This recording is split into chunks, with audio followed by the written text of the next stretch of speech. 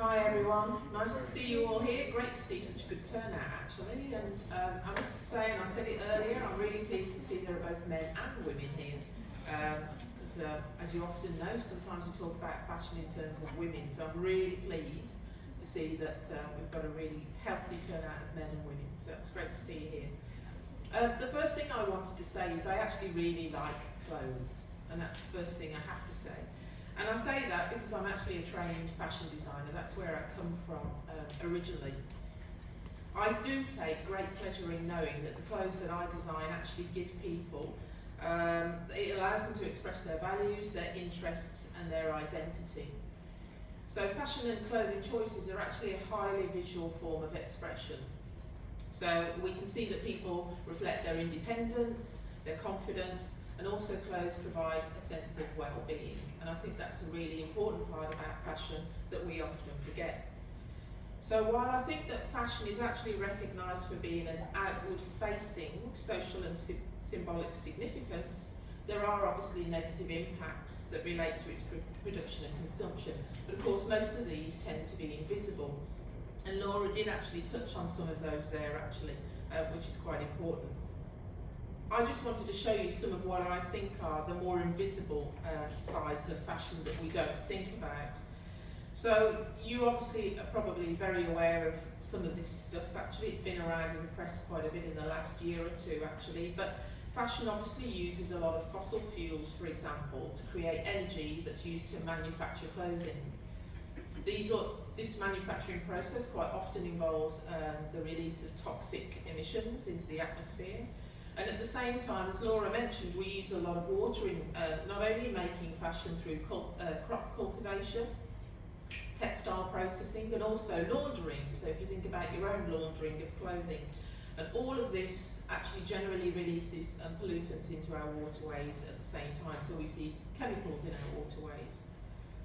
In garment factories, we quite often think of employment as being a really positive thing, but actually for some people, the conditions in which they work are not. So the pay and working conditions themselves for people are quite poor. The one thing I will say is that the debate around sustainability in fashion has actually been around for quite a long time, and I've been working in this field for about 20 years now. But never before have I seen so much interest and actually, I suppose, scrutiny that fashion has come under in the last 2 years. And in part, I think this is because of the sort of the rise of the circular economy.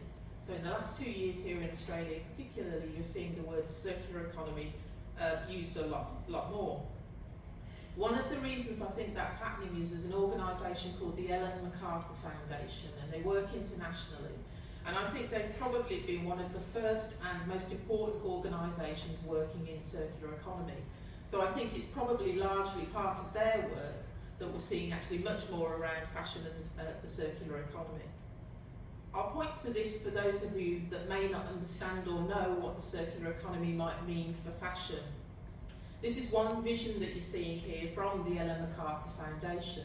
You can download their report from 2017 called A New Textiles Economy, Redesigning Fashion's Future. And this is really pivotal because the model that they're showing you here is meant to sit alongside lots of other sort of initiatives, sustainable initiatives, that are meant to really make the fashion and textiles industry much more sustainable. The model that you see here was developed with companies such as H&M, you might know as a clothing brand, Lenzing is a materials company, and companies like Nike. There are lots of other experts and advocates from both the industry and academia are also involved in the project. I think it's quite an ambitious project or model rather, for clothing and textiles, because as you might see here, the highest value for materials is during use. And in fact, materials are only meant to re-enter the economy when they're no longer being used, and they're not meant to be put into waste streams. So the intention, one of the key intentions of the circular economy is to keep materials in use for as long as possible. For the MacArthur Foundation, one of the things they argue about is actually that there are better economic, environmental and societal outcomes that come from this model that currently don't exist if you look at the current linear textile system. So there are actually opportunities that arise from this type of model rather than the current model that we know. I just thought it'd be really interesting to sort of show you some of the things that have been going on in, particularly in the ways of making fashion more circular. So what I wanted to do was just show you a couple of examples. While transient trend-based fashion products are problematic, it's actually the fashion aesthetic that could play a really significant role in encouraging designers and consumers to act more positively, to care about and for clothing. And I think this is something that gets forgotten about. The aesthetics of fashion is obviously seen as something quite negative. It could actually be quite a positive contribution. In the slide here, you're seeing an example of a modular garment. All of the small pieces that are made in this garment here are small sections that are clipped together. For the designer, there is only one thing to manufacture, and it's this small square piece that is replicated a number of times and then clipped together to form tops, skirts, dresses, and the like. The great thing about this model is if you damage one piece of the garment, it's easy to replace. It's also easy to wash, just the pieces that you need to wash. And you can even discard one piece and replace it with another without even disrupting the rest of the system. For the fashion designer, of course, this is a really economic model because all you're producing is one manufactured small piece in numerous quantities. So it's actually a really efficient manufacturing process in terms of producing the product. One of the key things, as I mentioned before, was trying to keep materials in use for as long as possible. But what we need to start seeing is how can you preserve the clothing textiles into newly developed products so that they have an increased active life. So when you're looking at building garments to last, for example, one of the things you need to start seeing is whether garments are fit for purpose, whether they're desirable for consumers, and whether they're developed for longevity to begin with. And there are some examples here. The garment that you see on the left-hand side, the hand-me-down, it was a series of menswear garments that was made by a company, and I've forgotten the name of it, actually. But all of the products were designed to last for 10 years. That was their goal. The second garment you see is a garment from a student, actually, who was at Central St Martin's, and she makes use of all these crystals that grow and change over time. So the garment looks quite different as the years pass. So I think one of the things we have to start doing as consumers and both designers is looking at fashion garments as something that evolve or change, or actually I like to think of them as living products. So they continually evolve and transform over time. When you look at the model from the MacArthur Foundation, there are actually a variety of approaches that you can use to keep clothes in use for as long as possible. And I think this list looks really simple. It looks really quite easy to do. But there are some really significant challenges. The one I would say is that quite commonly you see fashion brands and labels reusing materials. They're either production offcuts or they're actually reusing discarded garments and then developing those into new products. What we don't commonly think about is a third life or a fourth life or a fifth life for those materials. So have a think about what you can do to extend the life of those materials. The other thing that we need to consider actually is how can we encourage people to repair and maintain the clothes as a way of preserving textiles.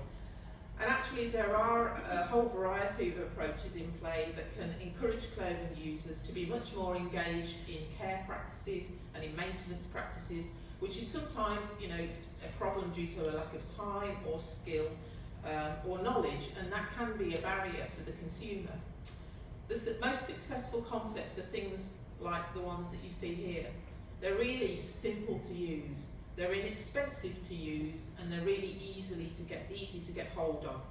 So the one on the right, this side of the screen, is Helen Klopper's repair kit for woolen garments. All you do is you buy this little package of material and a needle, and then you insert it into the hole or stains in the garment, and it will stay there permanently. The other thing that you can see in the middle is actually the work of a product designer, and she developed this series of what we would call travelling repair accessories. So in the long tube part, there is a sewing needle, and in the other ring is a spool of thread. So if you have an accident when you're out and about, you can do your repairs on the go. They're all very simple ideas, actually. Aside from design-led solutions that are built into garments or created to help people better maintain their clothes, there are actually a wide range of educational resources aimed to support clothing users. This is from the UK's Waste and Resources Action Programme. It's called WRAP. And actually what they do is they do a range of initiatives to support both industry and consumers. This was called their Love Your Clothes campaign. It's all web-based. If you go and have a look online, you can see ideas for garment repair and care, remanufacturing methods and recycling and reuse ideas. And actually what they're trying to do is support and influence in behavioural change amongst clothing users. When we often think of fashion, we always think of products being made from new, but of course there are a whole new range of fashion services that we're currently seeing, that one of their objectives is to extend the life of a garment. So quite often alongside repairers, you'll see remanufacturers and upcyclers. This is a London-based organisation called Queenie Ted. It's actually set up by two fine artists. And then what they do is they embroider these colourful patches that can be attached to new clothes or existing clothes, or you can take them in to see them and they'll attach these patches to garments that you have that are damaged. They used to own a shop in the East End of London, but now they've decided the best way to reach their consumers is to go out and do the markets. So they go to different market stalls, maker markets all around Britain, offering this sort of upcycling service. They also run sewing workshops as well for their clothing users. I decided to try and finish off with 3 key challenges that I think you could be potentially looking at. My first challenge is that while sustainability is often perceived to be an industry problem, and I think it is, people still expect the industry to solve the problem, the circular economy makes a greater emphasis on engaging a clothing user. So circular economy only works if the people engage in the systems that are around them, and I think that's a huge challenge. Mostly clothing users are disengaged with their clothes. They don't really take that much pride or care in looking after them, and they don't actually feel any responsibility towards the clothing that they have. And I think part of that is because they don't understand the production system. So if you're a manufacturer making clothes for people, you quite often don't talk to your consumers except to find out which has been the best-selling pair of pants for a particular season. My second challenge is how can we combat the rise in clothing sales and encourage people to keep a garment for longer? And this is a diagram from the MacArthur report.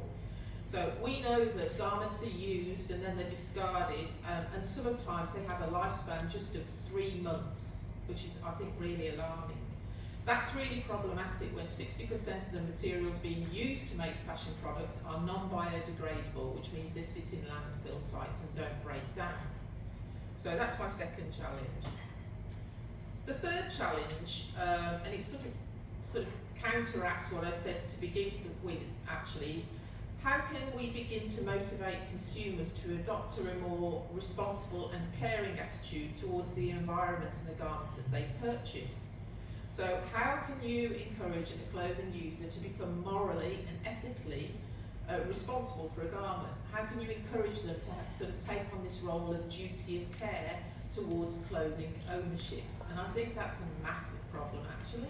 And there's a whole range of theory around designing for circular behaviours, which you might want to have a look at for that. So, just to conclude then, a few key questions that you could look at. Everybody in this room is a clothing user. What do we need to do to transform our attitudes and behaviours towards clothing consumption? And I've suggested you look at yourselves, and you look at your family and your friends around you and see what their behaviours are. What can we do to preserve and maximise the use of resources in the fashion system so that we can reduce the amount of clothing being discarded, as well as using fewer resources to manufacture in the first place? And finally, how can the circular economy be better for business while helping people and the planet? And I really want to mention this because in all the industry engagement seminars that I go to, around tables, the first thing I hear industry say is that to be sustainable and circular costs money. And their concern is the money will be passed on to the consumer and that consumers don't want to pay more. I've been to several international conferences where that's popped up as a key question in the industry. So how do you think you can answer that challenge? That's it. And if you want any resources, there's a few that you can point to, or I can point you to here that were shown in the slides. Thank you.